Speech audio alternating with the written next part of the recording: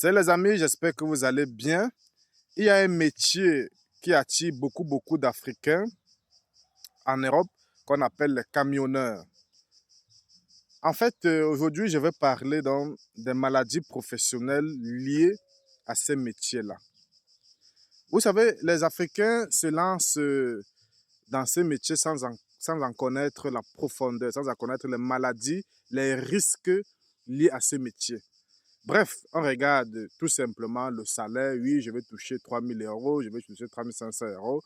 Mais est-ce que vous en sortirez en santé après 30 ans de service, après 40 ans de service? La réponse, c'est non. Mais beaucoup ne se posent pas cette question au début. Beaucoup regardent seulement le salaire. Et il faut aussi se poser la question de savoir pourquoi les locaux ont déserté ce métier. Posez-vous cette question. Mais il me semble que beaucoup ne se la posent pas. Beaucoup sont seulement intéressés au salaire. Oui, je vais gagner 3 000 euros, je vais gagner 3 500 euros et tout. Mais ne pensent pas au revers, aux maladies professionnelles. Alors, ici, je vais essayer de vous donner quelques maladies professionnelles liées à ce métier. Un camionneur en Afrique et un camionneur en Europe, c'est deux mondes complètement différents. Le camionneur en Afrique, il est assisté. Il a ce qu'on appelle un motoboy. Donc, quelqu'un qui l'assiste durant le trajet, en cas peut-être de panne du camion, en cas de crevaison, ils changent la roue ensemble. Pourtant, en Europe, le camionneur n'est pas assisté. Il fait la route tout seul. Voilà. Ici, donc, je vais vous parler de la première maladie dont les camionneurs vivent. Il s'agit de la solitude. Dans le jargon, on appelle ça le stress lié au travail qui va créer un burn-out après. En fait, étant donné que la charge de travail est très élevée ici dans ces métiers, ils sont tout le temps en route et du coup, ils délaissent leur famille parce que la femme est à la maison, elle ne te voit jamais. Toi, tu es en route, tu ne vois presque pas ta femme, tes enfants et trucs. Ça crée donc de la solitude. Tu vas seulement les écouter au téléphone. Mais les enfants, la famille ont besoin également de la chaleur paternelle.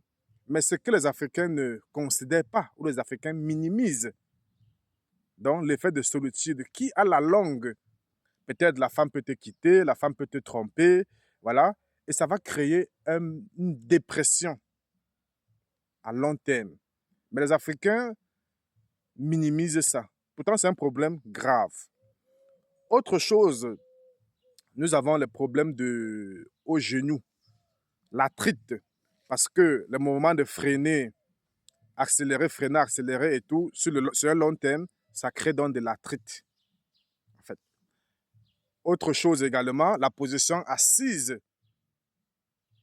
pendant longtemps. Quand vous vous asseyez là, sur du long terme pour conduire, ça vous entraîne dans le mal de dos, le mal de rein.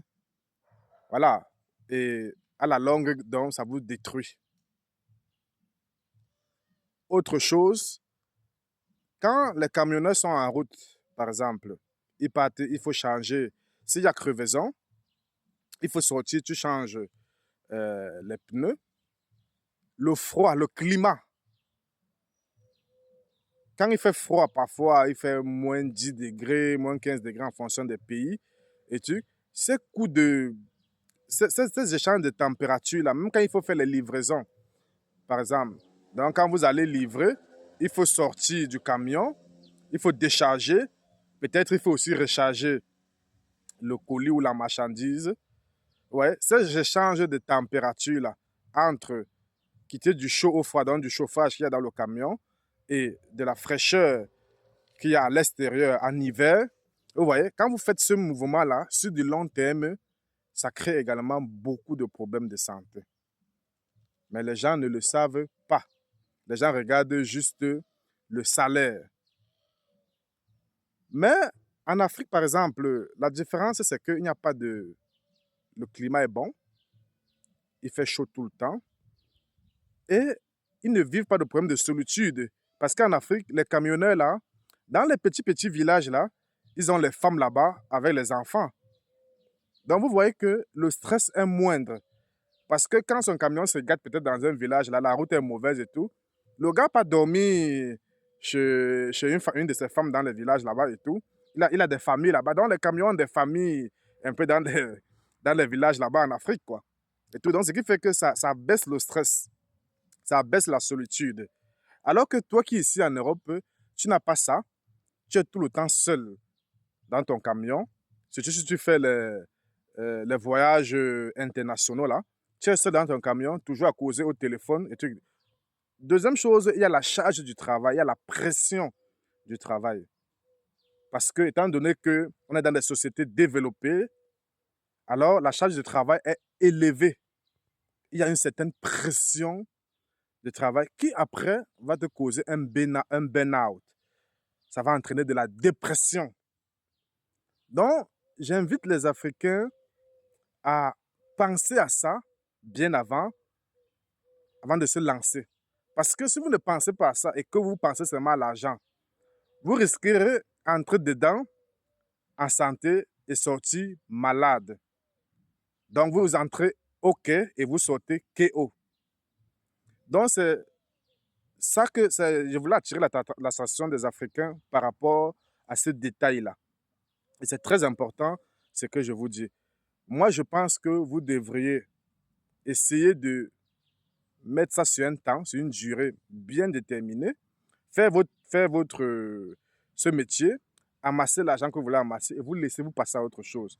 Mais si vous faites ça ici en Europe pendant 10 ans, pendant 20 ans, pendant 30 ans, vraiment les séquelles seront graves.